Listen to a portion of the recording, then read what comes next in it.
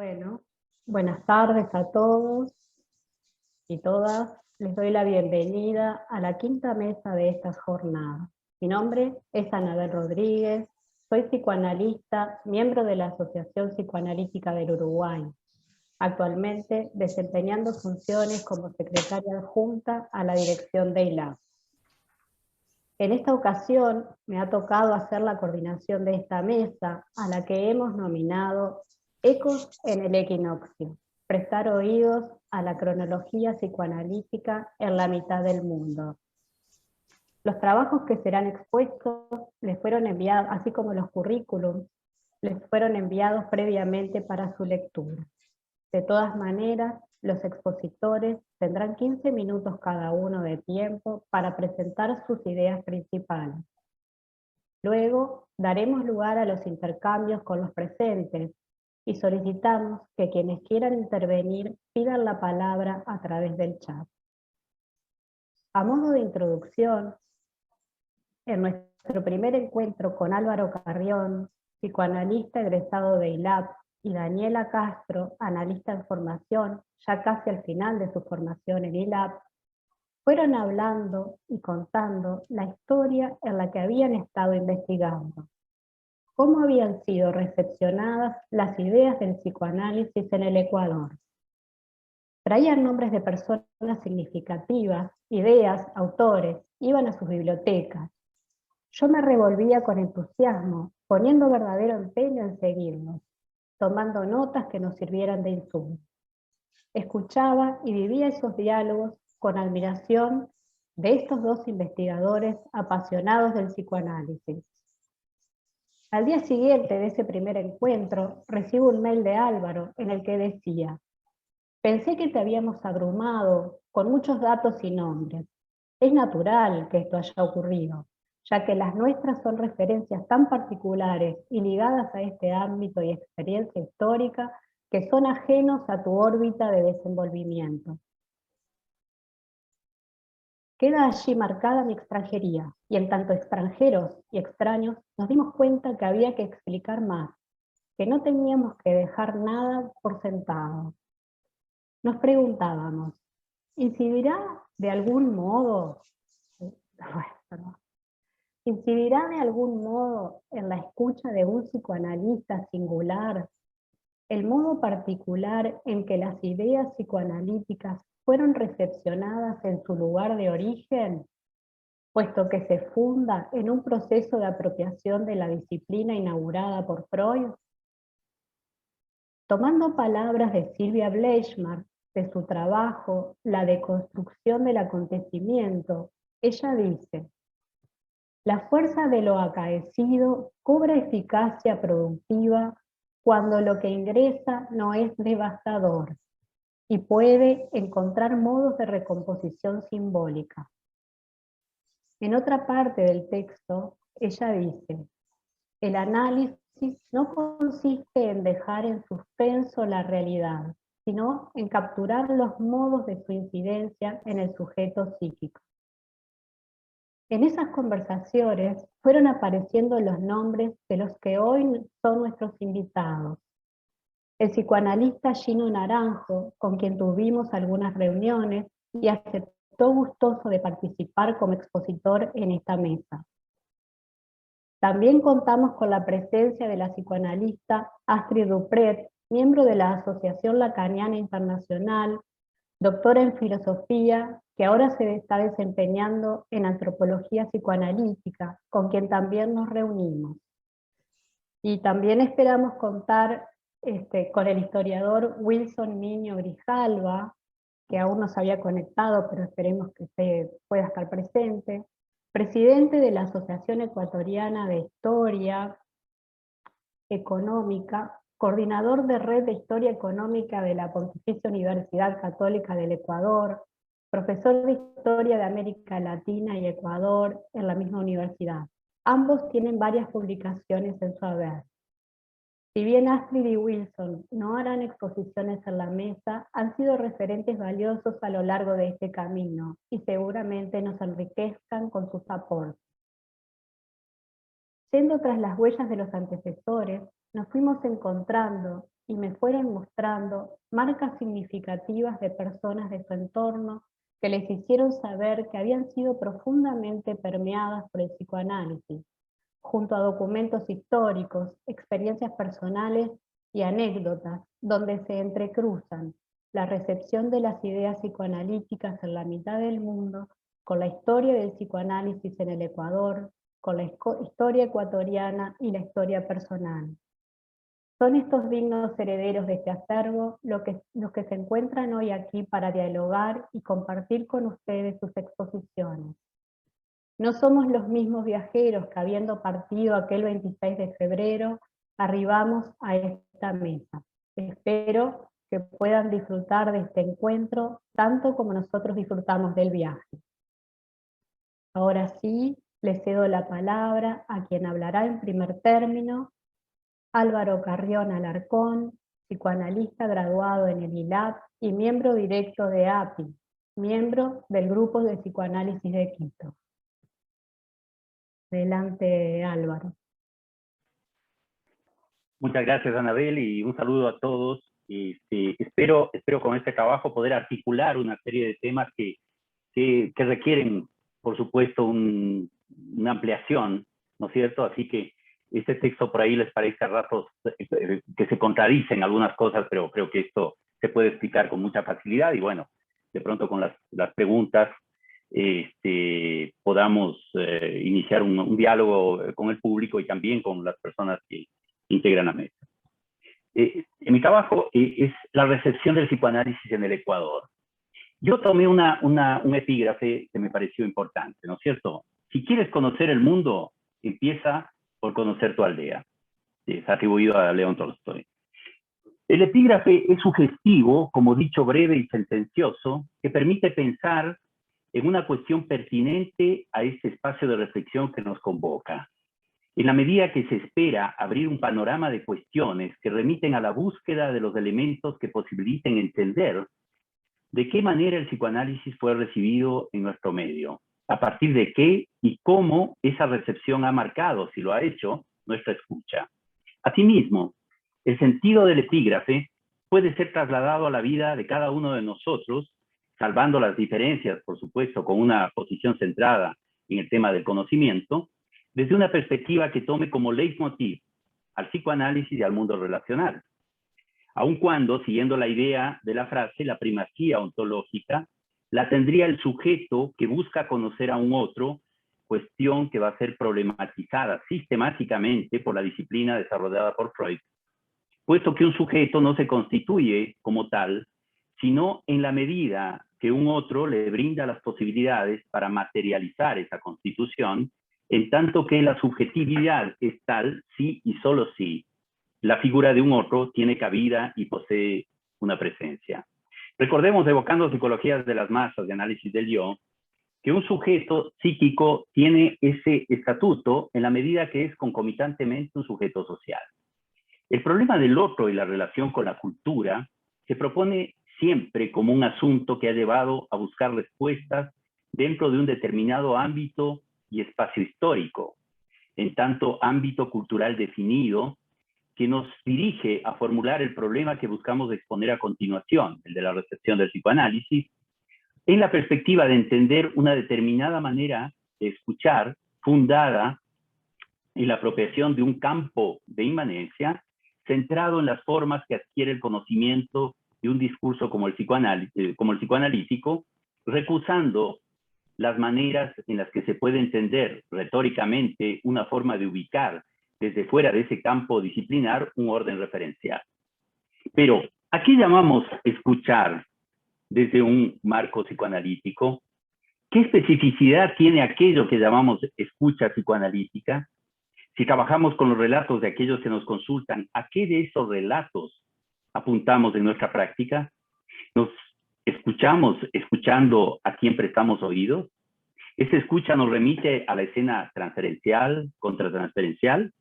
La escucha a la que nos referimos nos excluye como sujetos para volcarnos al en sí de aquello que dice un otro.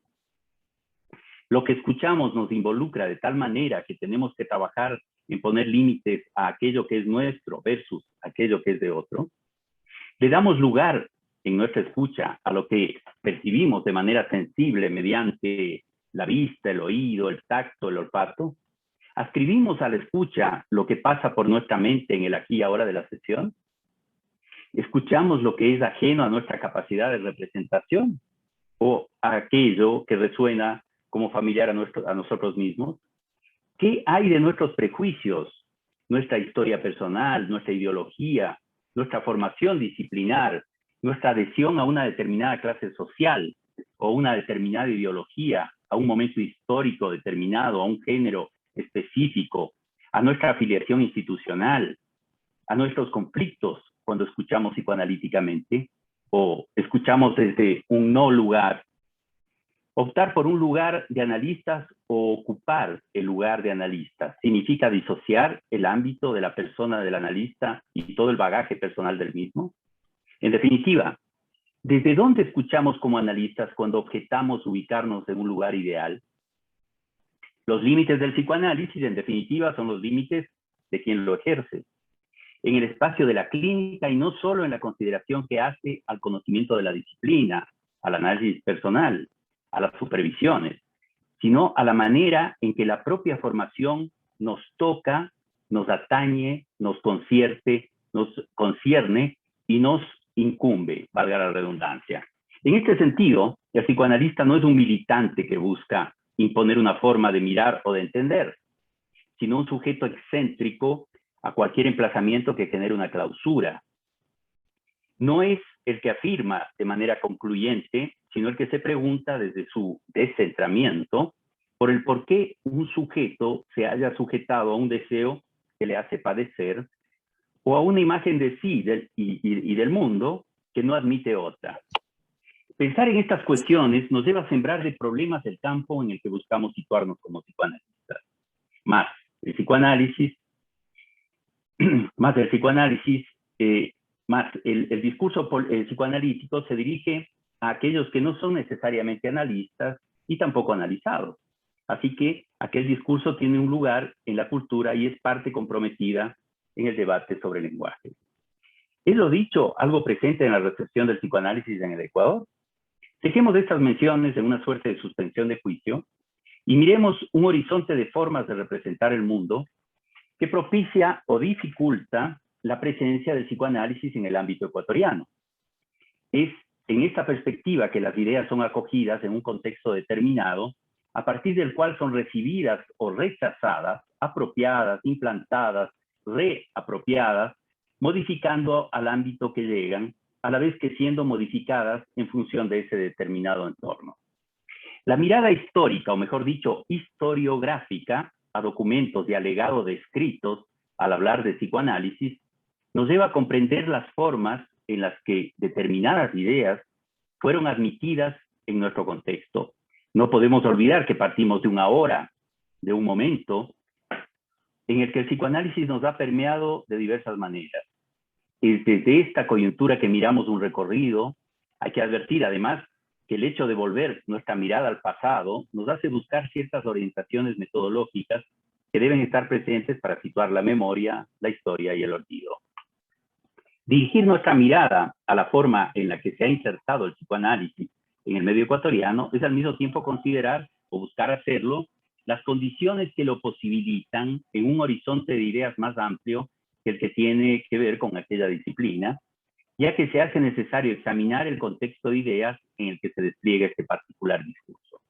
La primera cuestión que surge para indagar en el conocimiento de la nueva disciplina es ¿por qué las ideas del psicoanálisis no fueron recibidas dentro de la órbita de la psiquiatría o de áreas médicas afines, ligadas a la terapéutica a inicios del siglo XX, y sí, más bien, en los ámbitos del arte y la literatura? Con respecto a este tema, y sin ser concluyentes, por supuesto, en nuestra apreciación, es considerable el peso del pensamiento positivista en nuestro medio, el mismo que ponía coto a consideraciones que escapaban a los cánones de lo verificable como aspecto ideal de la construcción de cualquier tipo de saber en el ámbito médico. Los debates entre ciencia y filosofía para establecer qué tipo de saber es el que debe ser considerado válido fueron en todos los ámbitos un tema que estuvo en la palestra de las comunidades científicas de los diferentes países centrales al inicio del siglo XX. Más, en Ecuador, el peso de la balanza estuvo desde el primer momento del lado de un positivismo que aparece de la mano de connotados psiquiatras, quienes plantearon ciertos problemas relativos a la disciplina que los orientaba, tomando como modelo e impulso de sus consideraciones al pensamiento de José Ingenieros, psiquiatra como ellos.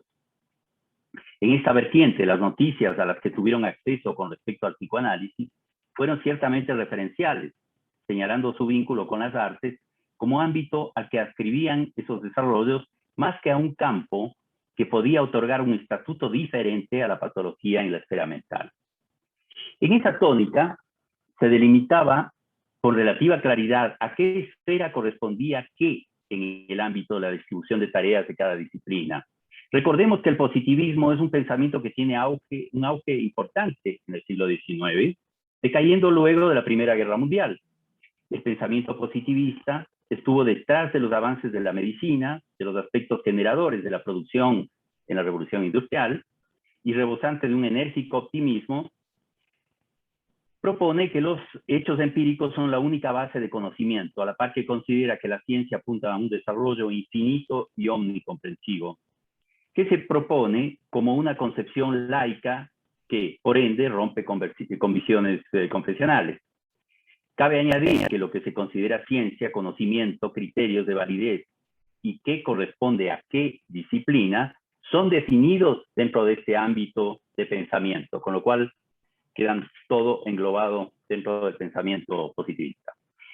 Un pensamiento modernista con características universalistas tiene una incontrovertible presencia vinculado a las ideas positivistas y una apertura hacia el mundo de las nuevas ideas entre la primera y la segunda década del siglo XX.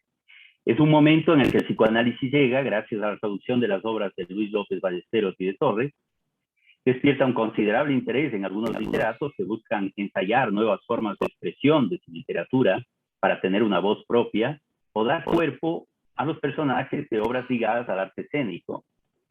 El gran y complicado abanico de ideas ligadas a un momento particularmente complejo de la vida nacional y que se expresa en movilizaciones de masas que se manifiestan en búsqueda de reivindicaciones salariales, tiene como telón de fondo a las ideas que nacen de la agitación y el bullir de movimientos revolucionarios contemporáneos a los procesos que se viven en los países centrales. Las ideas socialistas traen consigo una profunda crítica del pensamiento liberal. En la órbita vernácula ha pasado de la agitación, las montoneras y la guerra civil, proponiendo una legislación en lo social de avanzada, a aliarse con grupos económicos de importancia que constituyen un poder que frena los avances logrados. Estos grupos aparecen enfrentados contra poderes fácticos de consideración, como la Iglesia, y una incipiente corriente socialista que se afinca en varios grupos de intelectuales. A lo largo del siglo XX, las afinidades fascistas, nacional-falangistas, nacional-socialistas, chocarán sistemáticamente con liberales y socialistas, a la vez que se verán absorbidos por movimientos de masas ligados al surgimiento de los populismos que arrasan en las urnas. Pero en lo que nos interesa aparece una forma estética nueva que va a restringir y deslegitimar los grandes y refinadas producciones poéticas y la narrativa que nace del modernismo, cerrándose a un pensamiento universalista, a la vez que dejando de paso fuera del debate intelectual a las aproximaciones al psicoanálisis. Hay que reconocer, sin embargo, que literatos inquietos y ligados a las ideas socialistas acogen el pensamiento de Freud, sin diferenciarlo de los disidentes como Jung y Adler, con una lectura que incorpora las ideas de Wilhelm Reich y la Sexpol. En esta suerte de acercamiento a Freud y a psicoanalistas que dejaron de serlo para desarrollar otros modelos de reflexión sobre lo psíquico, hay mucho que decir y mucho que debatir. Un acercamiento desde el arte que acoge algunas ideas, lo que hace que la lectura del psicoanálisis sea un acercamiento fragmentario, mucho de diletantismo en la aproximación, a lo que se puede añadir las dificultades de la traducción, en especial del pensamiento de Freud, que hace de su obra una teoría instintivista Este último punto va de la mano de la ausencia de un trabajo sistemático y ligado a una crítica del lenguaje que acoja la especial consideración que hace el maestro Vienés de términos como el de sexualidad.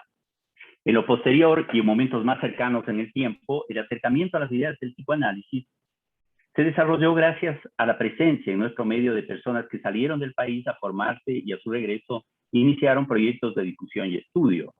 También la presencia de psicoanalistas in situ en los años 70 y 80, que por diversas razones llegaron al país, enriquecieron el acervo de estudios psicoanalíticos, centrando su atención en el pensamiento kleiniano, en el acercamiento a la obra de Lacan, Blecher, y a una lectura denodada de autores como Winnicott y Mahler.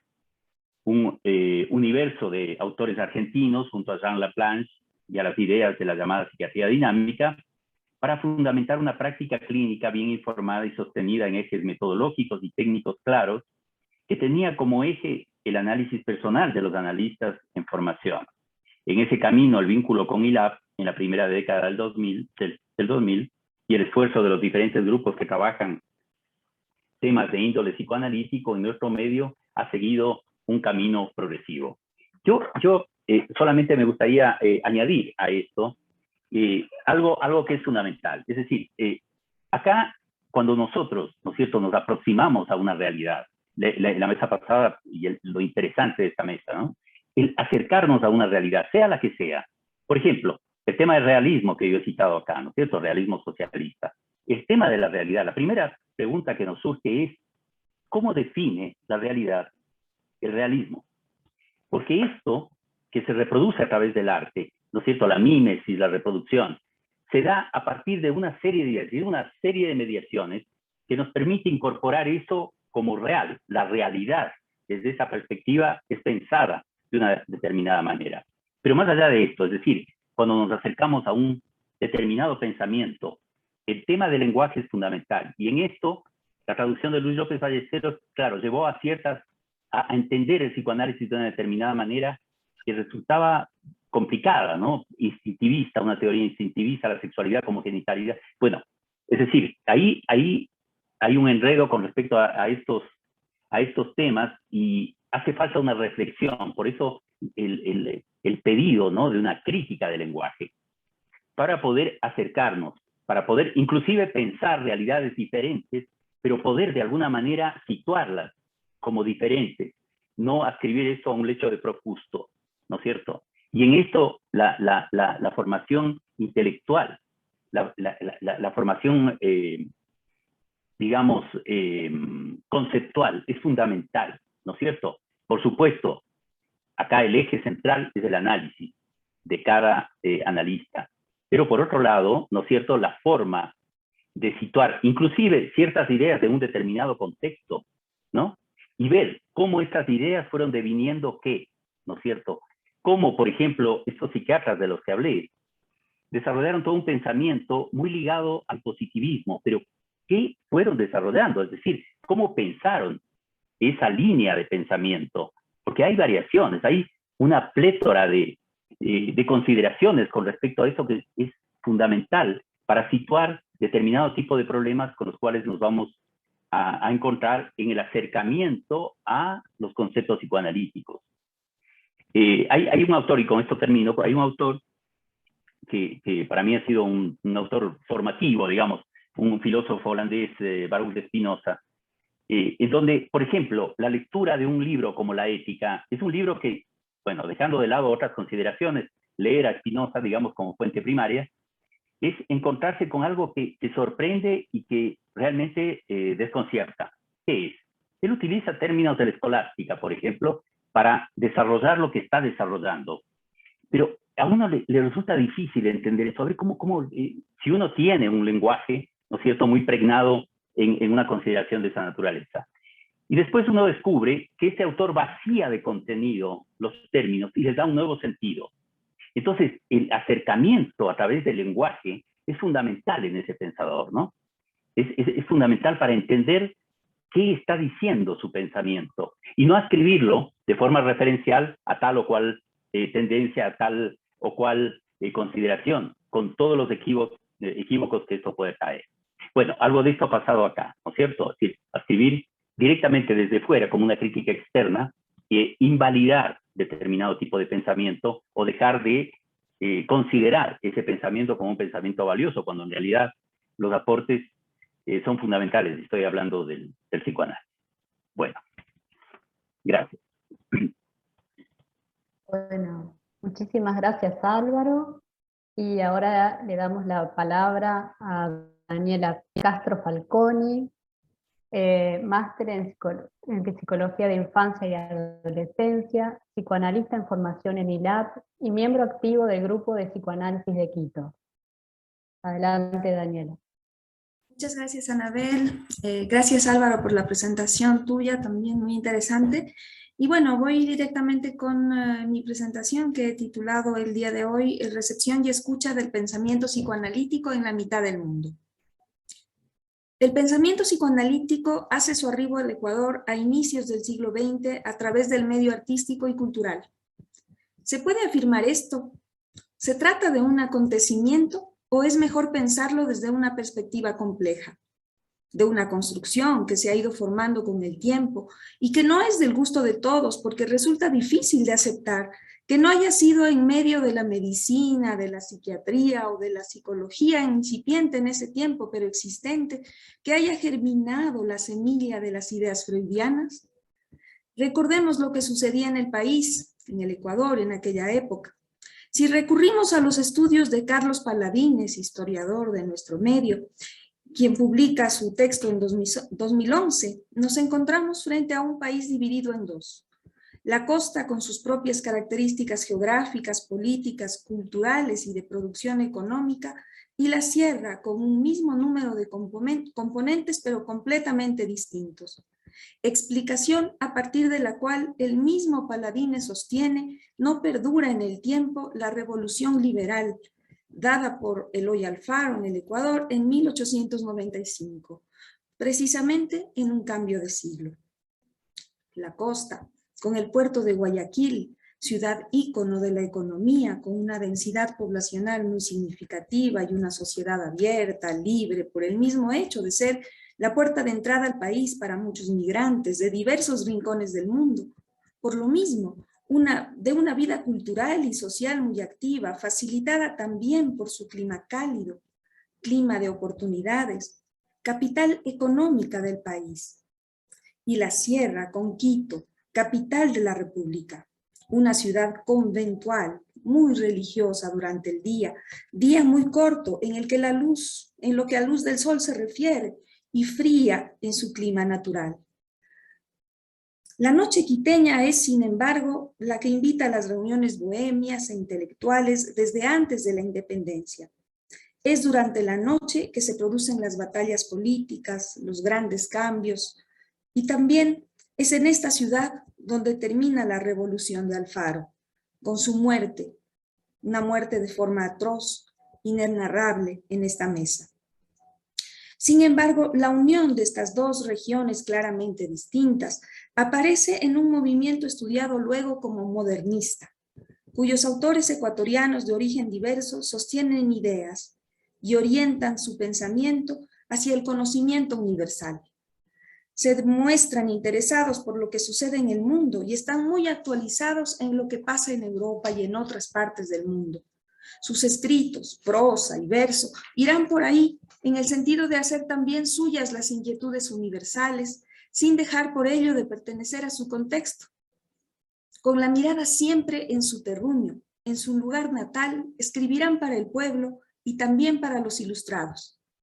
Tenemos como representantes a quienes publicaron en la revista Juventud Estudiosa, en Guayaquil. Medardo Ángel Silva, Gonzalo Escudero, Miguel Augusto Egas, conocido como Hugo Mayo, José de la Cuadra, y al grupo denominado Grupo de Guayaquil. También, por otro lado, a la generación decapitada, llamada así porque hubieron algunos miembros que tomaron la decisión voluntaria de poner fin a sus días. Interesante este grupo de artistas que presenta mucho más a analizar detrás de este dato y que tiene que ver con la época que vivieron. y con la influencia de sus viajes a las grandes ciudades cosmopolitas del mundo, de las que trajeron no solo el pensamiento nuevo, sino también el uso de sustancias que acompañan su camino hacia la muerte, en muchos casos, y el coqueteo con ella en sus acciones. Ejemplo de lo que podría considerarse como depresivo en su pensamiento, quizá desde el pensamiento psicoanalítico ligado a la pérdida del rumbo y del sentido de la existencia propios de la adolescencia, de la juventud temprana, no comprendidos en aquel tiempo, es este poema. Solo una parte, un extracto, Aniversario, de Medardo Ángel Silva. Hoy cumpliré 20 años, amargura sin nombre, de dejar de ser niño y empezar a ser hombre, de razonar con lógica y proceder según los anchos profesores del sentido común. Si consideramos el nacimiento del país como el momento de la fundación de la República, 1830, podríamos pensar el inicio del siglo XX como su adolescencia, y este poema nos hablaría entonces de su transitar. Son los poetas los que osan poner palabra a lo que siente el pueblo al ver que aparece una revolución, que como la adolescencia es una transformación, vivida como una erupción volcánica imparable que lo cambia todo. Y así como en todo tiempo escuchar al adolescente o al adolescente es complicado, asimismo el Ecuador no pudo hacer eco de lo que estos artistas proponían. Es ahora, en el siglo XXI, que aparece otro momento de transición importante, cuando ya no es adolescencia, sino quizá la mediana edad, y hemos pasado por una revolución con otro nombre a nivel político, que podemos escuchar lo que lleva planteando el psicoanálisis por más de un siglo. ¿Ahora sí podemos escuchar y ser escuchados? ¿O todavía se necesita que se articule el arte, que nos rescaten los artistas de las divisiones entre quienes hemos recibido el mensaje del psicoanálisis y decidimos firmemente y de manera frontal trabajar desde ahí? Volviendo a los inicios del siglo XX, la enfermedad física también se hará presente en algunos de los artistas y esta situación se verá plasmada en la profundidad del mensaje de sus escritos. En Quito, como representantes, tenemos a Arturo Borja, a Ernesto Noboa Camaño, a Francisco Guarderas, a Humberto Fierro, y de origen guayaquileño, pero que vivía aquí, a Diego Noboa. Y ahí he citado a Wilson Niño. Como texto de ejemplo, me he permitido escoger el poema de Noboa Camaño, Emoción Vesperal. Hay tardes en las que uno desearía embarcarse y partir sin rumbo cierto, y, silenciosamente de algún puerto, irse alejando mientras muere el día. ¿Cómo no desear irse si la enfermedad ataca? Si además la solución, el remedio no existe, si solo queda el camino de la renuncia a la vida, la reclusión y la analgesia por vía de la morfina, si antes de eso la vida era plena, prometía, el amor todavía ofrecía sus placeres y el futuro era todo lo que un joven puede esperar, ¿quién y cómo podía escuchar este dolor? ¿La sociedad quiteña? ¿Ecuatoriana? No. Lo que pudieron hacer fue juzgar, excluir, condenar. Mucho de eso tiene que ver con silenciar. Claro, si la juventud molesta, mejor que se quede callada, que sea encerrada, quizá, y por qué no decir, hasta medicada. Lo que en el caso de este autor era necesario por su enfermedad física, me refiero a la medicación, pero que en otros casos le resultaba conveniente a la sociedad, para no incomodarse con lo que la juventud traía como cuestionamiento. Estos artistas que conocían el pensamiento psicoanalítico al haber tenido conocimiento de lo que ya se hablaba en el mundo de las ideas europeas, se atrevieron a cuestionar a la sociedad. El psicoanálisis es eso, cuestionar lo singular, pero también lo sociocultural. Escuchar la adolescencia es también abrirse a pensar una sociedad en movimiento.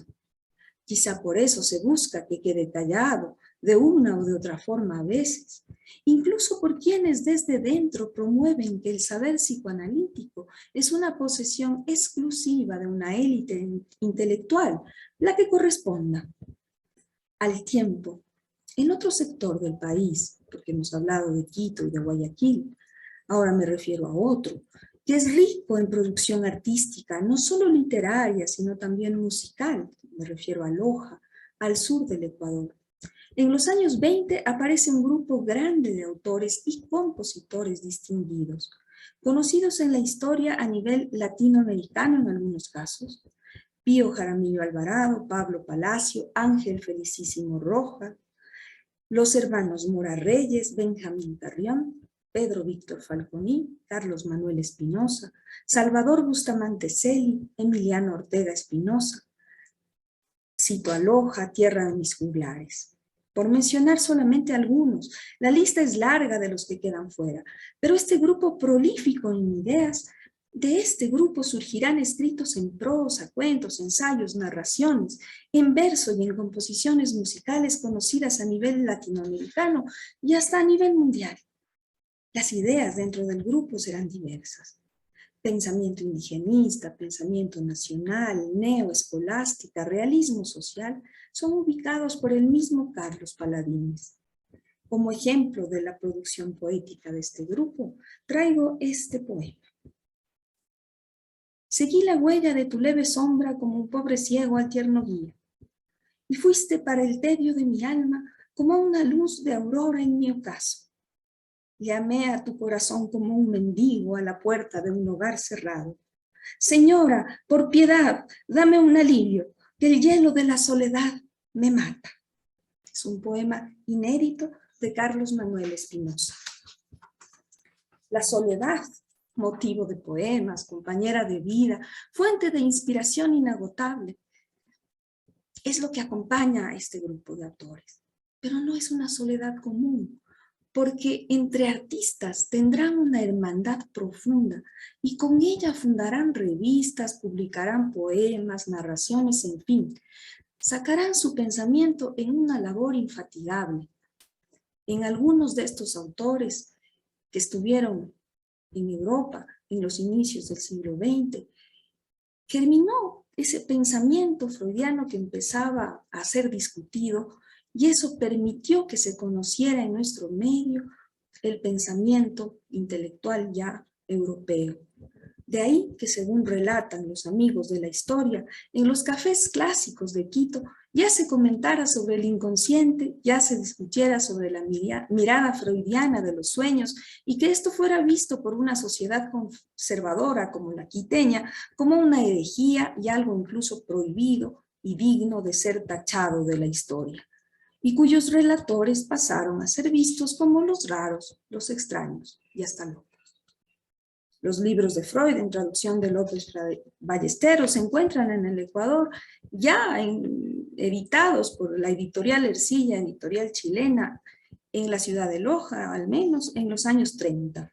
Se encuentran en venta en librerías de la ciudad de Loja en los años 36 y por otras vías en los años 32.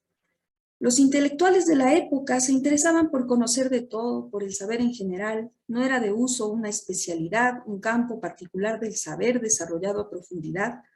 ¿Podría esto plantearse como una idea por la cual el psicoanálisis o sus ideas específicas no se hayan escuchado en lo particular de su propuesta sino años más tarde?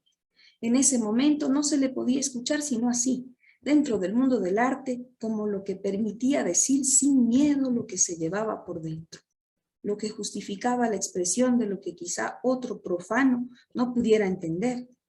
No buscaban estos artistas ser entendidos, hacían suyo el hecho de ser extravagantes, era la diferencia y la exclusión el blasón de su identidad.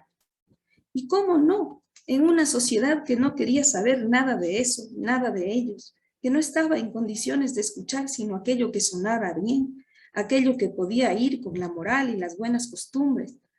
Son ellos mismos quienes acogerán luego el pensamiento socialista, ya en la tercera década del siglo, y profundamente decepcionados por la desigualdad social, por las dificultades de la vida, de su propia vida también. Optan por la crítica al Estado y a la sociedad, formando algunos de ellos el movimiento del realismo social. Este giro conlleva un posible malentendido referido a las ideas psicoanalíticas que habían empezado a germinar. ahora se entienden como producto de la burguesía incompatible con este pensamiento nuevo a favor del pueblo desvalido, y son por tanto acalladas, restringidas, algo que no se puede decir de la boca para afuera a riesgo de ser excluido del grupo. La mayoría de autores mencionados son ubicados en los estudios literarios dentro del movimiento modernista, al que luego se suma un fuerte movimiento de vanguardia en poesía ligado a la influencia francesa, donde lo social se une con la belleza y el arte, al decir de Gallegos. Un movimiento que buscó, a pesar de ello, de esa identidad prestada, una identidad propia, haciendo hincapié en la cultura nacional. Por mencionar algunos, está Gonzalo Escudero, Manuel Agustín Aguirre, y aparecen las revistas, la revista Sabia, bajo la dirección de Gallego, la revista Hélice, por ejemplo, que había durado más o menos un trimestre, y los autores que allí publicaban serán en su mayoría los fundadores del Partido Socialista en julio de 1926. Situación que desde luego generó mucha polémica. La revista lojana Ontaná, dirigida por Carlos Manuel Espinosa y en la que colaboraron los integrantes del Grupo de Guayaquil, que serán fundamentales en los movimientos culturales de Ecuador de los años 30, es considerada de vanguardia y tendrá 10 números. Con estos antecedentes podemos decir que nuestra escucha psicoanalítica actual, esa que no pudimos realizar en aquel tiempo, tiene una forma particular. ¿Está marcada por esta parte de la historia?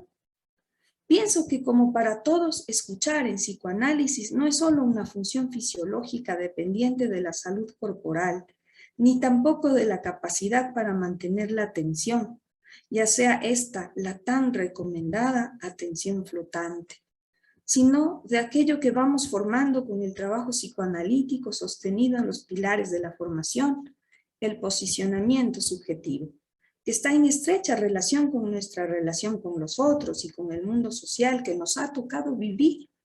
Desde luego que escuchamos desde lo que somos, y por ello el método lo podemos aplicar luego en otras partes también. En este momento de la historia del Ecuador, ese momento, final de los años 30, o al menos según lo entiendo yo, o según lo que yo puedo escuchar, las ideas psicoanalíticas son silenciadas. Empieza un periodo de sueño profundo, del que no se despertará muy rápidamente, pero lo hará. El psicoanálisis se despertará y lo hará con fuerza. Muchas gracias.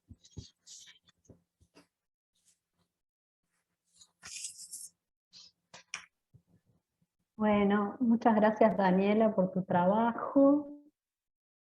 Le vamos a dejar lugar ahora a Gino Naranjo, licenciado en Psicología Clínica en la Pontificia Universidad Católica del Ecuador, maestrando en Psicoterapia con adultos, orientación psicoanalítica, Universidad Católica de Lovaina, Bélgica, diplomado en docencia universitaria con uso de las TIC,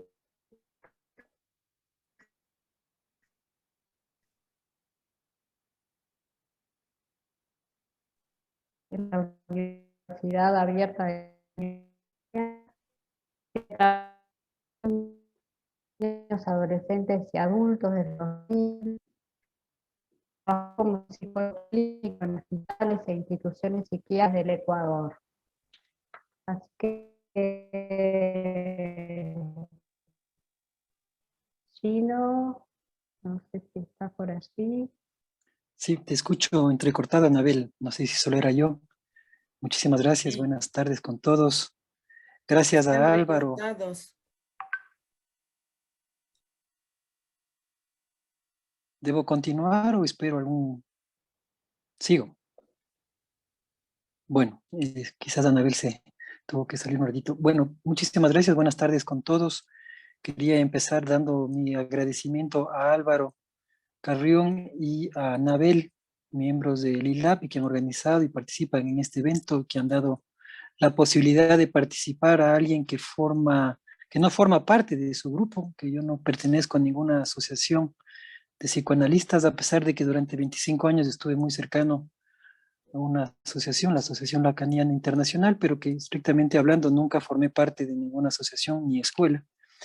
y que me parece una señal bien interesante la de poder intercambiar discusiones, temas, puntos de interés a partir de esta pregunta sobre qué es de escuchar, qué ecos hay desde cada uno de los países latinoamericanos a propósito del psicoanálisis. Este interés por la historia del psicoanálisis en el Ecuador es un interés mío desde hace ya prácticamente 20 años, cuando regresé al Ecuador precisamente luego de una estadía de 7 años en Bélgica, que para mí ha sido bien curioso plantearme eso, porque fue necesario que salga del país para quizás darme cuenta de muchas cosas que probablemente si no lo hubiera hecho no me hubiera dado cuenta. Y que cuando regresé me interesé por entender cuál era el terreno en el que estaba sentado el psicoanálisis. Entonces, lo que les voy a proponer el día de hoy en estos breves minutos son ciertos hilos conductores que he tenido estos últimos años para tratar de explicarme y entender esta pregunta de cómo fue entendido el psicoanálisis, cómo sigue siendo entendido el psicoanálisis en nuestra ciudad. Yo me voy a referir particularmente a Quito, aún sabiendo que, como bien lo ha señalado Daniela, desde los años 20, 30, no solamente era Quito, sino también Guayaquil, Cuenca y otras que son las 3 principales ciudades del Ecuador, pero yo básicamente me centraré en Quito y voy a desarrollar 2 puntos, propongo a discusión 2 puntos, ¿no? El uno es, como también lo mencionaba Álvaro, cuál es el terreno sobre el cual el psicoanálisis fue acogido. Y el segundo punto es cuáles son las consecuencias de esa forma de acoger el psicoanálisis en la transmisión y enseñanza de la teoría psicoanalítica en Quito. Yo soy de aquellos que piensan que el psicoanálisis no es solamente una teoría y una práctica. Yo considero que el psicoanálisis, como el mismo Freud lo dice en alguna parte, es también un conjunto de ideas que permiten o pretenden explicar ciertos fenómenos sociales, culturales, políticos, etc. Hay, por supuesto, colegas que consideran que esto no es posible y que el psicoanálisis es exclusivamente una teoría y una práctica. Yo personalmente no comparto este criterio y por lo que me he podido documentar, ese ha sido un poco la tónica cuando en los años 20, fines de los 20, inicios de los años 30, 1920, 1930, sí, casi hace 100 años atrás, ya había interés por Freud, como Daniela nos recuerda, ya circulaban textos, ustedes saben, todos sabemos que la lengua española fue una de las primeras que se benefició de las traducciones oficiales de Freud, porque también hubo traducciones piratas, traducciones oficiales de este señor español López Ballesteros, que fueron acogidas y leídas ya en los fines 20, inicios de los 30. Entonces, desde esta perspectiva, depende de uno, si se coloca en una perspectiva que, como les digo, es más amplia para mi forma de entender o otra más restrictiva. Desde la más amplia, por supuesto que es necesario reconocer que en el Ecuador ya hubo interés, que fue los primeros en interesarse, provenían del mundo de la literatura. A la cabeza, para mis investigaciones y mi búsqueda, el nombre que ha aparecido en varios textos es el nombre de un escritor de origen guayaquileño, pero que vivió muchos años en Quito, que es Humberto Salvador. Humberto Salvador, entonces, para mí es el primero en interesarse seriamente en la obra de Freud. Eso no quiere decir que hubo contemporáneos a él que también se interesaron por Freud, que producieron ciertos textos, se organizaron coloquios de homenaje a Freud, por ejemplo, etcétera, sino que Humberto Salvador para mí tiene una particularidad, que es aquel que escribió y publicó 2 textos importantes en la época. El uno, Esquema Sexual, que es curiosamente una tesis para obtener su grado de doctor en la Universidad Central del Ecuador en la carrera de Derecho, él es abogado, pero él formula una tesis estudiando las teorías sexuales principalmente de Freud. Y el otro texto que es posterior, de 1947, que se llama Los Fundamentos del Psicoanálisis. Este primer texto que les comentaba del esquema sexual, además, como dato curioso, es el único texto de un ecuatoriano que reposa en la biblioteca de Freud, porque Humberto Salvador se lo envió y Freud decidió llevárselo cuando emigró de Viena a Londres. Este es un dato interesante porque eso también nos abre una pista al intercambio epistolar que pudo tener Freud con los latinoamericanos en general, Y como ustedes saben, en Latinoamérica la recepción del psicoanálisis ha sido muy diversa, variada, dependiendo de los países de la época. Evidentemente no es lo mismo la recepción de Brasil a lo que sucedió en México, o a lo que sucedió en Chile, o a lo que sucedió en Argentina. Pero un rasgo que a mí me ha parecido interesante y común en esas diversas historias de países es que es muy raro que se lo haya hecho de la mano de la medicina. Generalmente es de la mano de la jurisprudencia, del derecho, de los jueces, o del lado de los escritores. Es muy raro encontrar, los médicos aparecen un poquito más tarde. Bueno, en Brasil es un poco la excepción, pero los médicos aparecen más bien un poco tarde. Hasta donde yo he podido investigar nuevamente, esto está sometido a discusión y debate, porque son ideas que pueden ayudarme también a enriquecer mi investigación.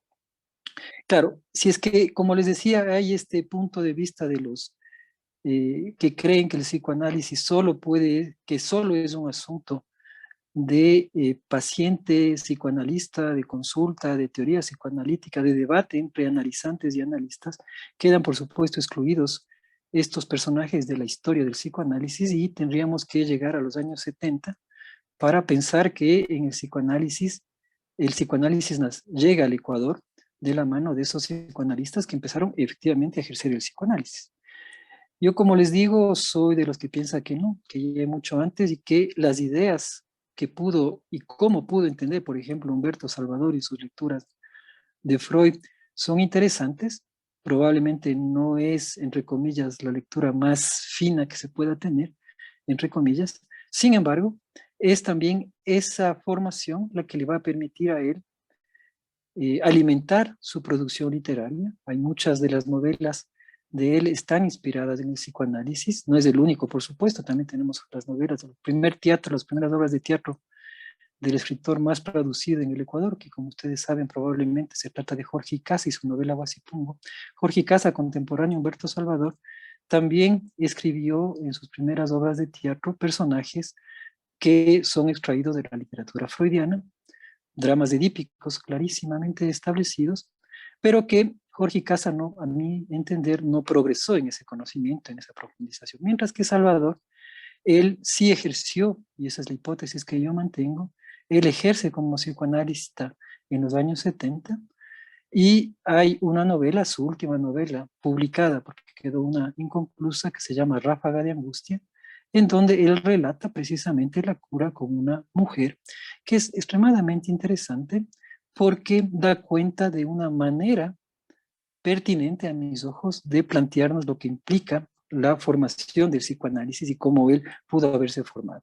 Dicho sea de paso, la crítica que se ha hecho a este argumento es que Humberto Salvador no era psicoanalista, puesto que no se psicoanalizó, porque como todos sabemos, después de Freud, siempre hacemos referencia a la formación del analista. Pequeño dato curioso, ustedes también saben que uno de los grandes psicoanalistas de la historia de la primera generación, como pudo ser Karl Abraham, él, por ejemplo, tampoco se analizó. Entonces, no quiero decir que eso tiene que ser la regla, pero tampoco creo que se considere gravísimo que ese primer psicoanalista, a mi criterio, en el Ecuador, que fue Salvador, no se haya hecho psicoanálisis. Sin embargo, y eso no lo puedo demostrar, es una frase en una tesis de un investigador ecuatoriano norteamericano que siguió la pista de Salvador, en donde él sostiene que Salvador se hizo un psicoanálisis con un psicoanalista norteamericano que habría estado de paso en el Ecuador en los años 70. Entonces, ese primer punto, como ustedes ven, es mucho más amplio y también dio cabida y dio paso a que esos primeros lectores de Freud tengan diversos intereses para intentar, entre comillas, aplicar el psicoanálisis. Y son de los más diversos, en el sentido de que, contrariamente a lo que a veces se cree, de que solamente hubo un efecto, como nos recordaba Daniela, de rechazo hacia el psicoanálisis o las teorías psicoanalíticas, un pequeño grupo, en cambio, pensaba y consideraba que las hipótesis freudianas van a permitir tener una influencia sobre un cierto tipo de psicopedagogía, por ejemplo, o que iba a tener un influjo social de cambiar, entre comillas, el comportamiento humano, el comportamiento social, y que íbamos a construir una sociedad nueva, cosa que todos sabemos es siempre una ilusión, que Freud también nos lo había recordado. Sí, me voy por el segundo hilo conductor que les había propuesto de concebir que el psicoanálisis en el Ecuador solo es posible a partir de el ejercicio de psicoanalistas que pertenecían de una u otra forma a una escuela más definida. Efectivamente, el hito que yo creo que es importante para nosotros, o al menos para mí personalmente, porque yo conocí un poco más adelante, ¿no es cierto? Estoy hablando de fines de los años 70, cuando el doctor Pedro Yervide regresa de Francia y él va a establecer en Guayaquil una cátedra universitaria en donde empieza a dar los primeros seminarios de la lectura de Freud a la luz del aporte de Lacan. Sin duda también hay que reconocer la obra de psicoanalistas kleinianos, que también Álvaro lo mencionó de pasada, que llegaron al Ecuador y que a través de universidades, principalmente la Universidad Católica de Quito, pero no solamente, porque también en la Central hubo movimiento psicoanalítico antes de ellos, empezaron a transmitir el psicoanálisis. Entonces, si nos vamos desde ese punto de vista de la formación de psicoanálisis a partir de la escuela, de la fundación de una escuela o de la constitución de grupos alrededor de diversos psicoanalistas, evidentemente ya ustedes ven que la historia tiene otra forma de explicarse y otra forma de entenderse. Y por supuesto tiene otras consecuencias. Para mí, ¿cuál es la consecuencia de esta perspectiva, de esta segunda perspectiva? Es que hay o ha habido o se quiere encontrar el mito fundador, ¿no es cierto? Es decir, hay un personaje, un señor o una señora, que es el padre fundador de una teoría, en este caso la psicoanalítica o la implementación de una teoría psicoanalítica, y por supuesto a partir de ese padre fundador hay los hijos, los herederos, las disputas entre los hijos por la herencia y así sucesivamente. O sea que a mí personalmente solo lo constato históricamente, porque eso no es exclusivo del Ecuador, lo también lo encontramos en otros ámbitos, pero que no es el hilo conductor que a mí me ha interesado, sino que es más bien el hilo conductor de lo que yo llamo una exclusión sistemática de las distintas lecturas posibles del psicoanálisis. Como ustedes saben, Freud tuvo varios discípulos y cada uno de sus discípulos, unos más, otros menos, estuvieron más o menos cerca, pero sabemos que desde el mismo Ferenczi y Rank ya hubo disidencias no tan importantes como Jung o Adler, a grosso modo, pero que sin duda marcan y han marcado la historia del psicoanálisis y la transmisión del psicoanálisis alrededor del mundo. En esta pequeña capital del Ecuador, me parece que el hecho de haber considerado exclusivamente, con mayor afán e insistencia, esta segunda posibilidad de que solo hay psicoanálisis cuando hay un psicoanalista fundador, me ha hecho pensar que lastimosamente esa historia a mí me ha marcado en la medida que el doctor Pedro Yervide decía que el psicoanálisis es lacaniano o no lo es. Y eso tiene serias consecuencias porque a mí personalmente me impidió o me ha impedido progresivamente, creo que ahora quizás un poquito menos de estos últimos años, considerar que solamente existe una manera de trabajar, que es la de la consulta privada, el analista en su consulta privada, y que solo se puede hablar entre psicoanalistas que están de acuerdo con el mismo enfoque teórico y hablan exactamente el mismo lenguaje, y que no es posible otras formas de entender, y que, todavía más grave aún, es considerado anatema el trabajar o el preocuparse por asuntos que no conciernen, estrictamente hablando, a una clínica, entre comillas, privada, particular en la consulta. Cosa que no fue mi experiencia cuando yo estuve trabajando y viviendo en Bruselas, en donde, no quiero decir que eso sea mejor o peor, simplemente fue una experiencia distinta, en donde desde prácticamente el primer día que ya aterricé en ese país, fui invitado a trabajar en ámbitos institucionales, en comunidades terapéuticas, en hospitales, etcétera, en donde prácticamente se podía discutir y conversar de distintas maneras entre distintos autores y con diferentes perspectivas. Entonces, esta consecuencia, que para mí yo la sigo constatando en mi práctica cotidiana, particularmente en un ejercicio que vengo realizando en la Universidad Católica, que es aquello que clásicamente se llama supervisión, pero que yo prefiero llamarle análisis de la práctica, con colegas graduados de esa misma carrera de psicología que están ahora atendiendo a sus primeros, llamémoslo siempre comillas, a sus primeros pacientes, están dando los primeros pasos como terapeutas. Digo yo, en ese ejercicio que yo estoy trabajando con ellos y escuchando, que ya serían, estamos hablando de los años 70, o sea, 50 años, más o menos, 45 años atrás, y si yo sigo escuchando esa versión de la historia, ¿no es cierto? Como que si no se practica el psicoanálisis tal y como lo dice un autor francés, no es posible hablar de psicoanálisis y no es posible entender otra perspectiva de trabajo. Algo que a mí me parece realmente preocupante y ese es uno de los motivos por el que yo tengo interés y afán en poder hablar de la historia del Ecuador, del psicoanálisis particularmente, porque sin duda alguna el contexto de los años 30 en el que lee Humberto Salvador a Freud, fue un contexto bastante importante para la historia del Ecuador. Soy ignorante, ojalá el colega historiador que esté por ahí me pueda corregir, pero en los años 30 se producen movimientos importantes en el Ecuador, hay las revoluciones, hay peleas, hay guerras, hay muertes, y esta parte de esa historia, lastimosamente, está sepultada, esa parte de la historia del psicoanálisis asociado a estos pensadores iniciales, está sepultada y se considera que solamente, como decía hace un momentito, a partir de cierto momento de la fundación de una escuela, surge la posibilidad de entender el psicoanálisis, entre comillas, propiamente como psicoanálisis. No me fijé la hora en que empecé, así que si es que ya me estoy pasando, me hacen saber, por favor. Sí, estamos ahí, Gino, pero bueno, no sé si te queda algo por 2 decir. minutos para 2 conclusiones. Bien, adelante. Sí, bueno, evidentemente quedan muchas más cosas por fuera, ¿no es cierto? Yo simplemente quería llamar su atención sobre este hilo conductor de cómo yo estoy entendiendo y he tratado de entender la teoría y la historia del psicoanálisis particularmente.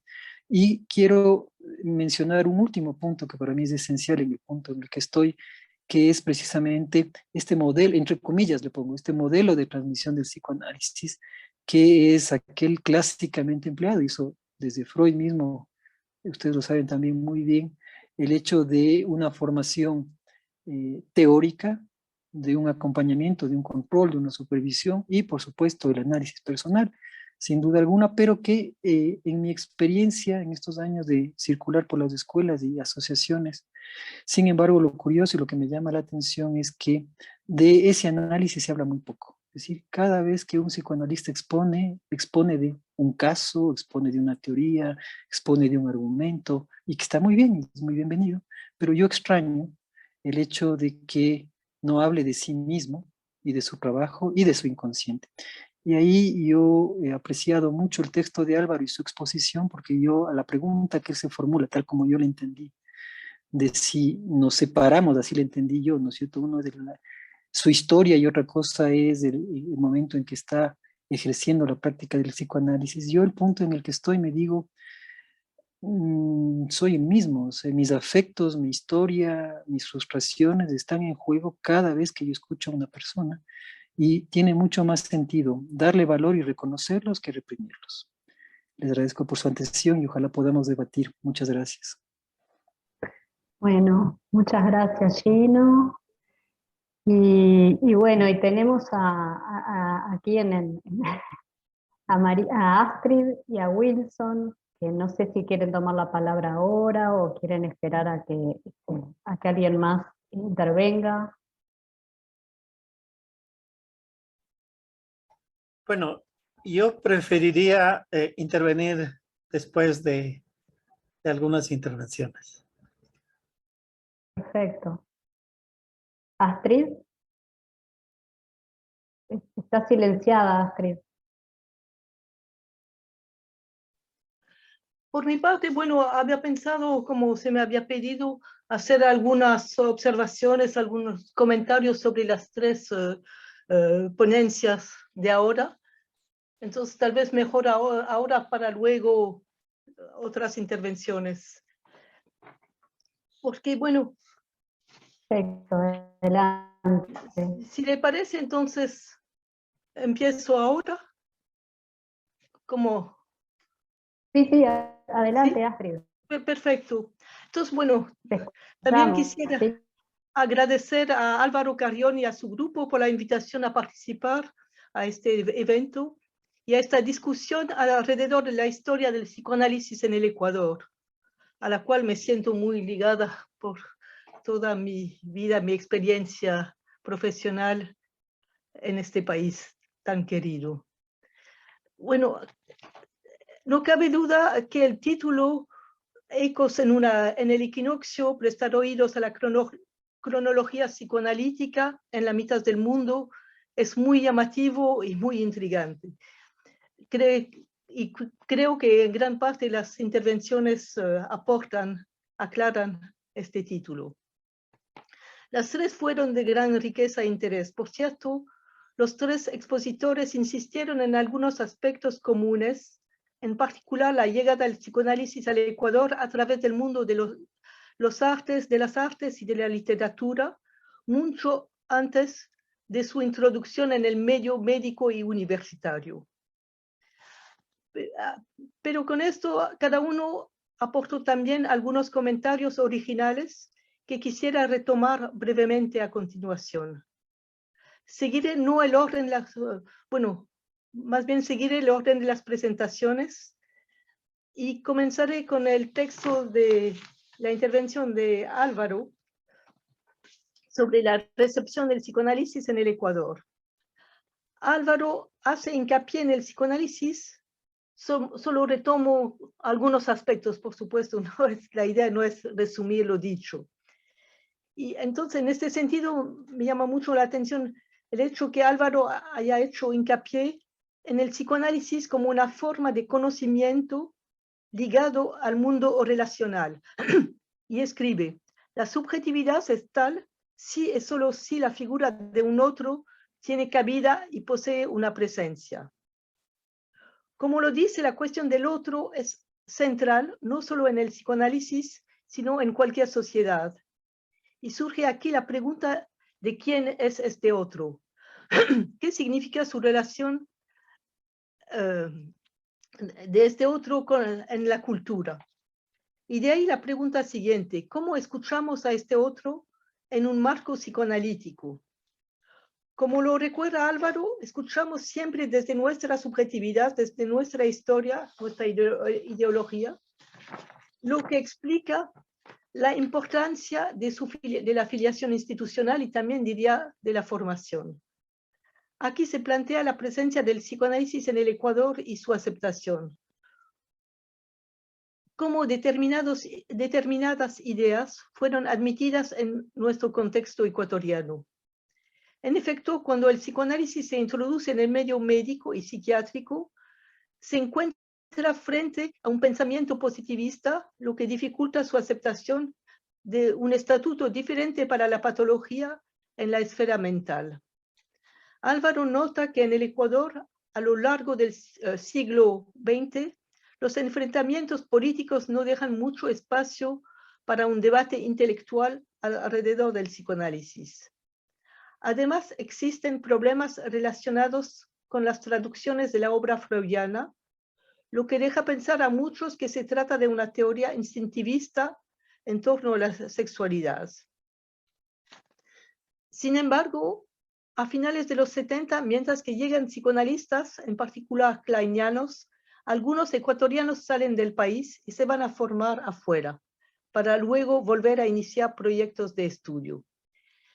En su ponencia, de este modo, Álvaro pone de relieve a la vez la complejidad de la historia ecuatoriana y la de la historia del psicoanálisis, por ende, con la introducción del psicoanálisis en su abordaje clínico desde el exterior.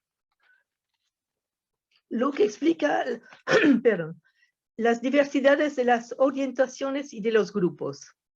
En este sentido, la referencia a Baruch Spinoza que nos propuso al final, me parece que podría abrir un campo de reflexión común a todos los grupos para reflexionar sobre el psicoanálisis, aparte como en su planteamiento tan importante respecto a la ética y al trabajo juntos. En lo que se refiere a Daniela,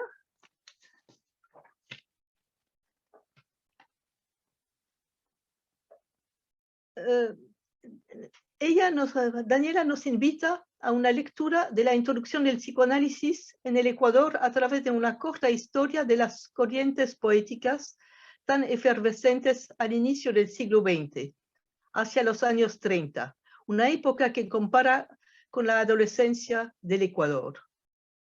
Dice, son los poetas los que osan poner en palabra lo que siente el pueblo al ver que aparece una revolución, que como la adolescencia es una transformación, vivida como una erupción volcánica imparable que lo cambia todo.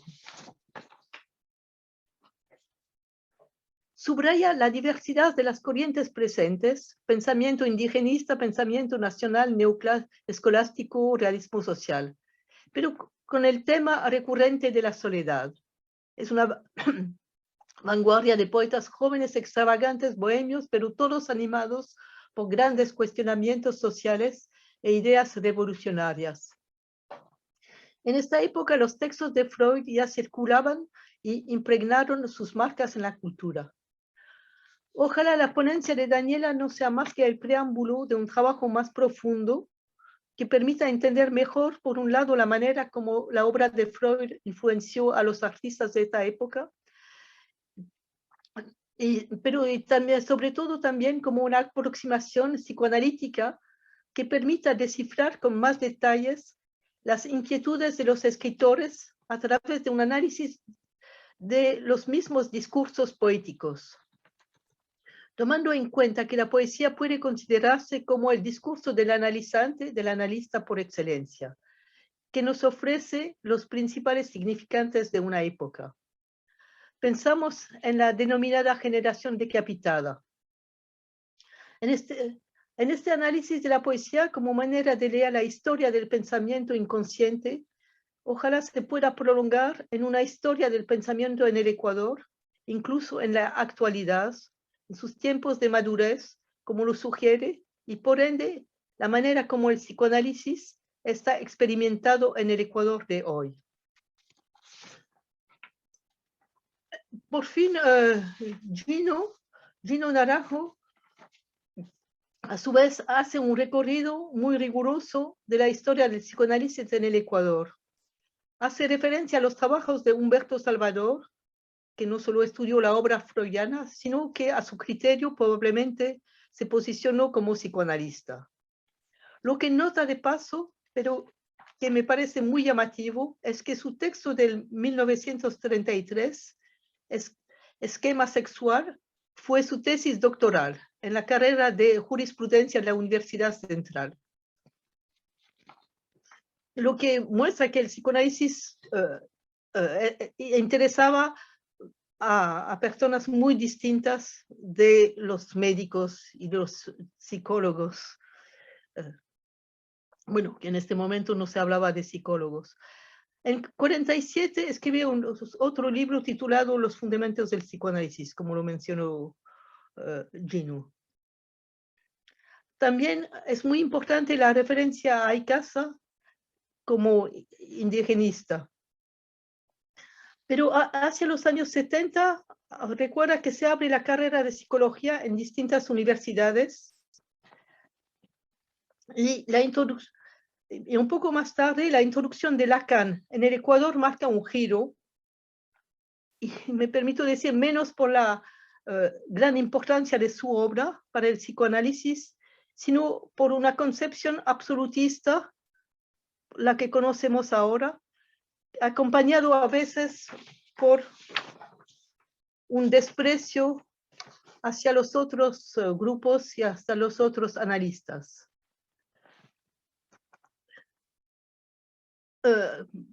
Retomaré la cita de Gino respecto a la frase de Pedro Iturbide, porque hasta hoy día algo de esto sigue como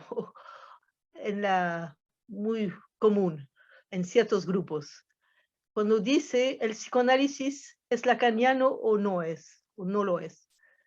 Se puede pensar que esta posición dogmática que se pretende ortodoxa no solo traiciona a Lacan, sino que firma el fin del psicoanálisis y que solo puede fundarse, el psicoanálisis que solo puede fundarse en el diálogo, en la escucha del otro, en el cuestionamiento de sí mismo. Entonces, bueno, eso son un poco en estas tres exposiciones muy ricas lo que más me ha llamado la atención. Y quisiera añadir unos puntos de mi propia experiencia que, bueno, para terminar con Gino, porque él menciona la importancia, y quiero también recalcarla, de asegurar una nueva forma de transmisión para las nuevas generaciones y nuevos espacios de discusión, como lo actual,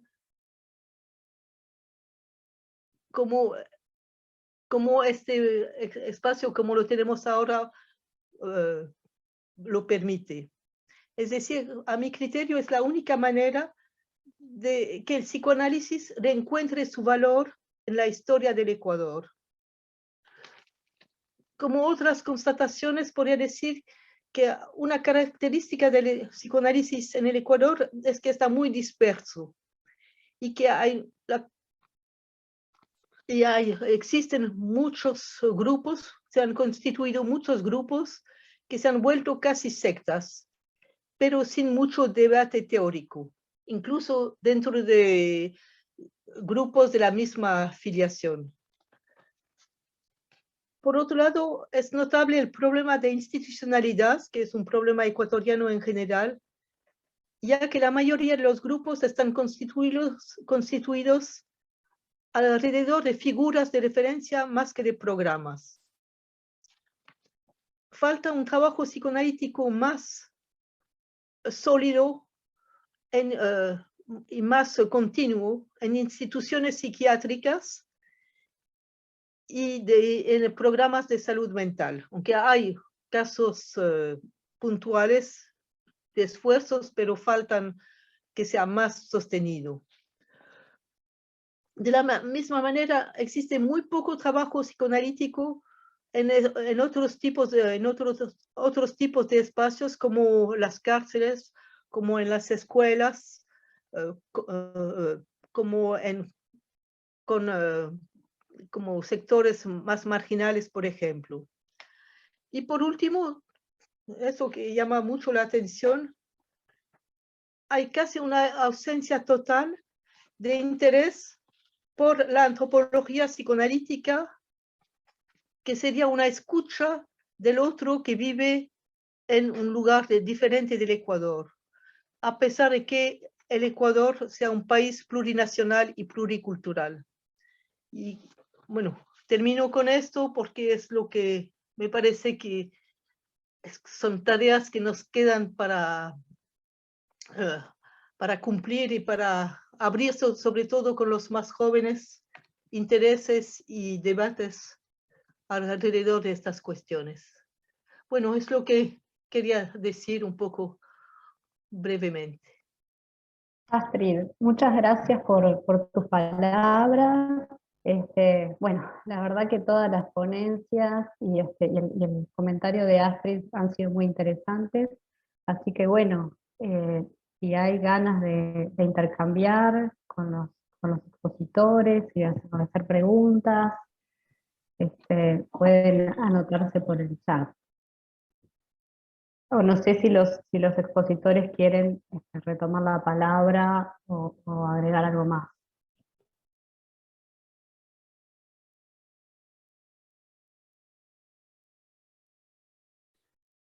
Bueno, yo quisiera Sí, presentar Wilson, adelante.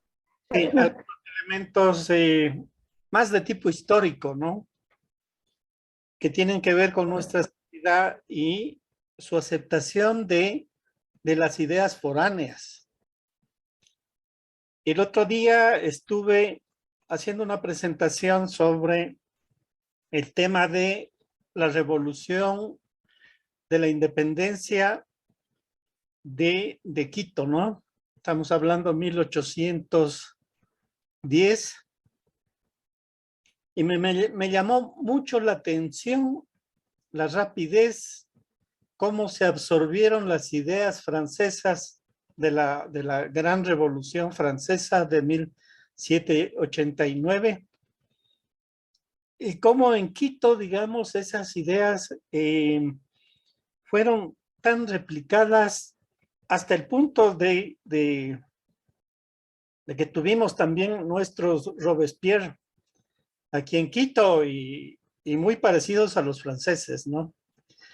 Entonces, yo me pregunto, bueno, la rapidez de las comunicaciones, ¿cómo ha sido? Y bueno, y se puede ver que, por ejemplo, en 1780, ya había monjas que le escribían a Tupac Amaru II, que estaba rebelándose en el Cusco, pidiéndole que extienda la revolución de él hacia Quito. 1780-83. Entonces, las ideas vuelan. Las ideas vuelan. Como les digo, las ideas francesas tuvieron mucha fuerza, ideas norteamericanas de las famosas colonias norteamericanas que formaron Estados Unidos. Entonces yo me quedé pensando sobre el tema del psicoanálisis en nuestro medio. O sea, la pregunta sería, ¿por qué no fueron tan aceptadas rápidamente, por ejemplo, por los médicos en Quito que ya existían? ¿No? ¿Por qué fueron los artistas que eran más rebeldes, que eran pro cambios y que eran rebeldes al establishment, los que en sus mesas de café hablaban de Freud? Eran los jóvenes rebeldes, no eran los médicos. Entonces, lo que yo digo es, por ejemplo, en Quito, ¿qué pasó con nuestra sociedad? Que tal vez, como dice Álvaro, desde un punto positivista, se negaron a aceptar el psicoanálisis. Porque ya estábamos hablando que en 1906 Freud ya estaba publicando y eso llegaba a Quito. Igual que llegaban otras producciones científicas, igual que habían muchos estudiantes jóvenes que iban a estudiar a Europa. No nos olvidemos, por ejemplo, de nuestro presidente de origen lojano, el de la Revolución Juliana, ¿sí? Que él estudió, él fue decano de la Facultad de Medicina, él era lojano, y que estudió en Múnich,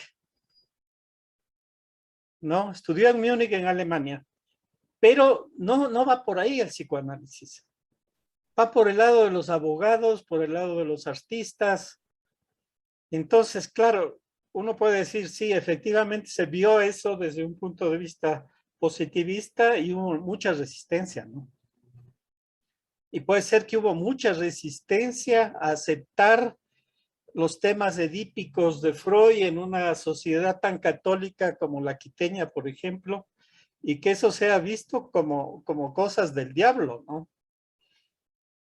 Entonces, esto me parece que es interesante ver, no por el lado de la rapidez de las comunicaciones, yo creo que las comunicaciones siempre fueron rápidas, sino por el lado de cómo una sociedad, digamos, se transforma y cómo una sociedad se abre a esas ideas que son vistas como tan audaces, ¿sí? O como tan cosas del diablo, ¿no? Entonces, en esa perspectiva, quiero dejar este elemento. Otro elemento me parece que es que el tema de lo que comentaba Gino, de las formalidades de las asociaciones psicoanalíticas, por ejemplo, la APA de Buenos Aires, de Argentina, por ejemplo, la Asociación Psicoanalítica Internacional, son los que establecen sus cánones de aceptaciones que se van asimilando en el Ecuador y se van asimilando en Quito y empiezan a tener, digamos, su acogida, ¿no? O sea, ¿quiénes son los que pueden dar tratamientos? Los que han sido psicoanalizados. Pero claro, todos sabemos que Freud se autoanalizó, pero nunca se psicoanalizó porque él fue el primero, ¿no? Entonces yo creo que hay también un choque ahí con esos cánones que traen, por ejemplo, los argentinos, ¿sí? Que empiezan con el psicoanálisis en Quito y en Guayaquil, y empiezan a establecer esos cánones internacionales, ¿no? Y que ya vienen obviamente muy positivistas, y que un cambio de paradigma, ya en 1920 ya tenemos a los cuánticos en plena acción, ya Einstein ya se peleaba con los cuánticos, ¿no? Entonces, hay choques, hay revoluciones de paradigmas del conocimiento, y la pregunta es cómo nuestra sociedad se va asimilando a esos choques, cómo los acepta o no lo acepta, ¿sí? O nos creemos que somos el centro del mundo y nosotros sabemos lo que hacemos. Entonces, estos elementos quería dejarles en su mesa de trabajo. Gracias. Muchas gracias, Wilson. Bueno, mucha información, la verdad que una profundización del tema importante, interesante, que nos deja pensando. Y bueno, no sé si alguien más quiere hablar. Yo quería decir algo también. O sea, me parece muy importante el cuestionamiento ligado a la institucionalización, ¿no? La dificultad que existe para institucionalizar la formación psicoanalítica, y siempre la institucionalización conlleva requisitos, y siempre lleva ciertos estamentos y reglamentos que no son del gusto de todos, pero al mismo tiempo son por algo. Y yo creo que ahí está el tema de la historia de las instituciones y el por qué se da de esa manera. Y creo que a veces uno tiene las ideas un poco preestablecidas de algo y no los conoce muy bien, y desde ahí salen ideas que no corresponden, ¿no? Y estamos justamente hablando de la apertura que se da en los tiempos actuales para la formación psicoanalítica. Eso por un lado. Y por otro lado, a mí me gustó mucho de lo que dijo Gino, este tema de que en los psicoanalistas no hablamos de los análisis, y que a mí me quedó sonando porque, por ejemplo, mi presentación no es una presentación que está ligada a citar autores psicoanalíticos, a repetir de cajón a la literalidad lo que dice tal psicoanalista o lo que dice tal otro psicoanalista, sino que está más bien construida en el sentido de ir armando a través de lo que se puede ver en la historia de los artistas del periodo de tiempo que yo misma fijé, poder ir viendo lo que pasaba y cómo estas ideas psicoanalíticas que sabía estaban presentes en el medio se podían ver reflejadas en lo que decían. Y para mi modo de ver, también hablar así del psicoanálisis también es exponerse. Cuando uno expone un tema, uno se expone. Y uno sabe que en lo que uno dice, uno está diciendo de sí mismo. Y hablar de la enfermedad, y hablar de la muerte, y hablar de la soledad, y hablar de este tipo de temas, nunca son banales. Yo creo que el poder hablarlo y el poder decirlo también es uno de los elementos que se ponen en juego, porque uno ha podido trabajarlos en el aspecto de su trabajo personal, en su análisis personal. Y eso es parte del pilar de formación. Entonces no necesitamos hablar de nuestros análisis para poder hablar de cosas que son dolorosas, de cosas que son fuertes, y poder decirlo así. Aunque estemos hablando de otro, estamos hablando de uno mismo, como pasa en el análisis. Entonces yo no creo en esa idea de que no estamos hablando de nuestros análisis cuando estamos hablando los analistas, entre analistas y con amigos, con invitados de otros campos del saber, de otras disciplinas. Entonces eso es lo que yo quería un poco comentar con Gino, porque me pareció interesante el poder hablarlo, ¿no? Eso nada más. Gracias. Bravo. Perdón, Anabel. Sí, está Susana en la lista, está Gino. Ay, perdón. Sí. Y Álvaro después, ¿está bien? Si hay alguien más me dice. Perfecto. Perdón, adelante Susana. Ahí está. Bueno, muchas gracias. Yo quería compartir un poco que me gustó mucho lo que nos hace pensar Gino con lo que trajo. Si bien las otras exposiciones también me movieron diferentes cosas que bueno, que ahora esto es lo que más me impactó, me sacudió y me parece buenísimo que en este ámbito haya traído estos cuestionamientos. Yo creo que de todas maneras también diría que a veces no hablamos en estas circunstancias de ponencias de nuestros análisis, pero en nuestras instituciones, cuando presentamos algún caso clínico, en nuestras, perdón, voy a decir en la que estoy, en APU, presentamos a veces alguna viñeta, alguna cosa de algún paciente con el cual algo nos tocó de una manera especial, y a su vez eso nos hizo poder reaccionar también de una manera que pudimos tocar en algo que se produce, bueno, las posibilidades del análisis, ¿no? Claro, es muy difícil expresándolo así, viendo un caso clínico, es más fácil poder compartir y también ver cómo lo vamos llevando, pero digo, no sé cómo serán las demás instituciones. La nuestra ha sido muy luchadora también con respecto a lo que son las reglamentaciones de IPA. Yo creo que nos asociamos y nos juntamos para poder intercambiar, para poder tener lugares en donde recibir y brindar, pero también muchas asociaciones, la nuestra, como digo, ha sido luchadora y hay cosas que las tenemos, el sistema nuestro es el tercer sistema de cómo nos formamos en la internacional, y eso fue una lucha y un presentar qué es lo que considerábamos, digo, y creo que la única manera es esa, de que todos quienes pertenecemos a instituciones donde nos formamos, trabajamos, que sigamos teniendo la fuerza para plantear nuevas cosas. Pero bueno, quería compartir esto que me vino y que me gustó mucho escuchar este planteo también de alguien que se puede formar, y estoy totalmente de acuerdo en eso, que se puede formar sin pertenecer a una institución. Lo que pasa es que para trabajar y para tener estos intercambios y enriquecernos, yo creo que las instituciones las precisamos, porque se dan cosas muy ricas como esta que tú trajiste y que yo te agradezco. Gracias. Muchas gracias, Susana. Gino.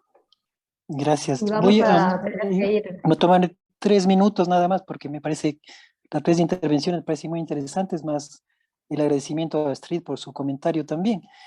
Me parece bien interesante la perspectiva del profesor Miño, que nos habla desde su punto de vista histórico, que a mí me interesa mucho entender, ahora estoy tratando de entender un poquito mejor la historia y cómo los historiadores también tienen sus métodos. Yo mi hipótesis, doctor, para explicarle el por qué el psicoanálisis no fue o no avanzó de mano de la medicina en nuestro país, es porque yo creo que hay un personaje muy importante que se llama Honorio Delgado, que es un peruano, un médico psiquiatra, que fue discípulo cercano de Freud y que sin embargo al poco tiempo, digamos, históricamente él empezó a ser un crítico, un detractor del psicoanálisis, y él tuvo mucho influjo en esos años en nuestro país y también lo tuvo en el Perú, obviamente, y también en algunos otros países de América Latina. Entonces, mi hipótesis, en lo que yo puedo investigar en la historia, hay algunos textos del mismo Honorio Delgado y hay textos de los seguidores de Honorio Delgado en donde he encontrado pistas de que ese influjo fue determinante a la hora en el que en la Universidad Central se deje de lado, aun cuando estuvo en los planes de la enseñanza del psicoanálisis, finalmente no se lo haya concretado. Hipótesis a seguir la pista. En cuanto a lo que menciona Daniela, yo ratifico mi punto de vista, es decir, cuando uno habla de un texto, por ejemplo, de un texto literario, un texto psicoanalítico, yo creo que hay se pone en juego, como decía también hace un ratito, se pone en juego lo que uno es, con lo que uno lee. Efectivamente, como uno interpreta el texto, está hablando, entre comillas, de sí. Pero yo creo que es una vía indirecta. La vía directa es hablar de uno mismo, de sus propios afectos, desafectos, sueños, lapsos, actos fallidos. Y yo pongo como paradigma del ejemplo que a mí me parece el más evidente de esto, es el famoso sueño de la interpretación de Irma, de la inyección de Irma de Freud, en donde él se dice, francamente, yo sueño, yo pienso, yo interpreto, yo esto, yo este otro. Que efectivamente después de él escribe 2 tomos en Amor Orto para hablar de interpretación de los sueños, sí, lo teoriza, pero recuerdo que él dice en alguna parte que en ese momento, cuando él consigue esa interpretación de ese sueño, dice la interpretación del sueño más completo, efectivamente es ahí cuando nace el psicoanálisis, y es ahí, para mi forma de entender, en el que él rompe con una tradición y propone que él mismo es el sujeto de análisis, y no es otro, no es hablar de otros, no es hablar de un texto, es decir, yo entiendo tal cosa, a mí me conmueve tal otra, y cuando yo leí tu texto, Daniela, me gustó mucho el extracto que tú pones de estos poemas, que a mí me tocaron, y yo creo que efectivamente cuando en cada uno de nuestros momentos y tiempos nos toca, y cuando escuchamos a una persona en su malestar, en su sufrimiento, también nos toca de distinta manera. Y esos afectos, lo que se podría llamar teóricamente junto a Freud y Ferenczi también, la contratransferencia, creo que es eso lo que hay que hablar. Y digo yo, en mi criterio, y ahí le estoy respondiendo también de alguna forma al comentario, gracias Lucía. Efectivamente, cada institución ha tratado, porque ese es un problema que sigue planteándose desde el mismo momento que se funda la IPA con Freud y sus discípulos, se sigue planteando cuál es el mejor mecanismo para garantizar la formación de los analistas, cuál es el camino trazado para alcanzar esa meta. Y evidentemente hay distintas formas de hacerlo.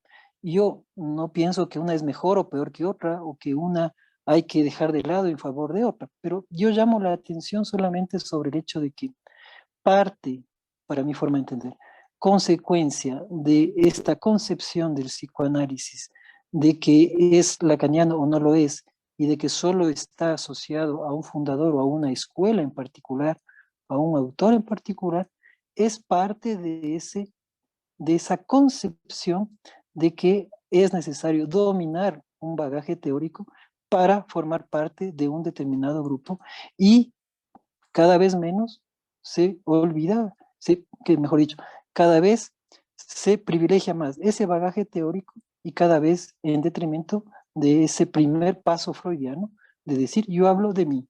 Y cuando yo soñé en esta mujer, y cuando le vi la boca de esta manera, y cuando yo asocio, y yo dejo hablar mi inconsciente, mi asociación. Claro, la crítica que se puede hacer es decir, bueno, por eso ya tú lo hiciste con tu analista, o sea, No, ¿por qué ahora cuando no, estamos en grupo me callo? Gracias. si no, lo que pasa es que tenemos un problema, pido disculpas por ser antipática, pero a las 18 horas nos cierra la posibilidad de la traducción. Y tenía la palabra Álvaro, y lamento, pero vamos a tener que cerrar.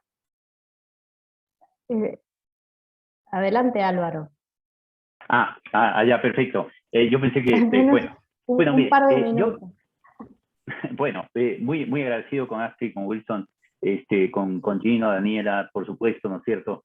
Creo que esta posibilidad de ir hablando sobre estos temas nos va abriendo un panorama muy interesante, inclusive dentro de la investigación y del trabajo. Creo que yo quisiera hacer una anotación con respecto al tema institucional. En el país hay un problema, y Astrid lo mencionaba, un problema en cuanto a las instituciones como tales, ¿no? El constituir instituciones. Ese es un problema que está presente en la política, está en el ámbito, digamos, de la gobernanza, etcétera, ¿no es cierto? Que es un tema complejo, y en donde probablemente, ¿no es cierto?, esos grupos que se constituyen en grupos excluyentes no trabajan en el objetivo, quiero decir, ¿no es cierto?, sino que se construyen en función de un pensamiento único, etcétera, ¿no? Que, bueno, esto lo conocemos. Ahora, la presencia en la sociedad ecuatoriana del psicoanálisis es una presencia que en este momento aborda varios ámbitos, ¿no? en grupos, por ejemplo, con gente de filosofía, en la posibilidad de abrir un espacio con médicos, con pediatras. Esto no sucedía antes, ¿no es cierto?, en los años 90, 80. ¿Por qué? Porque los círculos, digamos, de médicos, de intelectuales, estaban totalmente separados de esta división de disciplinas y no había un intercambio. Es fundamental con historiadores, por ejemplo, ¿no es cierto? O con abogados. Creo que le compartimos de alguna manera con ASTE algunos criterios con respecto al trabajo con abogados por grupos de, qué sé yo, de supervisión con abogados y en equipos multidisciplinarios. Y ahí se veía esta gran dificultad, ¿no es cierto?, para ubicar. Y sobre todo, la pertinencia que tiene el criterio psicoanalítico, ¿no? Tampoco vamos, y creo que es importante también decirlo, ¿no? El psicoanálisis tiene mucho que decir con respecto a muchos temas, ¿no? Pero ese lugar de pertinencia no debe desaparecer, digamos, diluirse, porque a veces, por ejemplo, hay discursos sociológicos que nos fagocitan, digamos, ¿no es cierto? La multidisciplinariedad es fundamental, ¿no? Pero bueno, yo lo dejo ahí ya en función Sin perder la del tiempo. Bueno, seguiremos.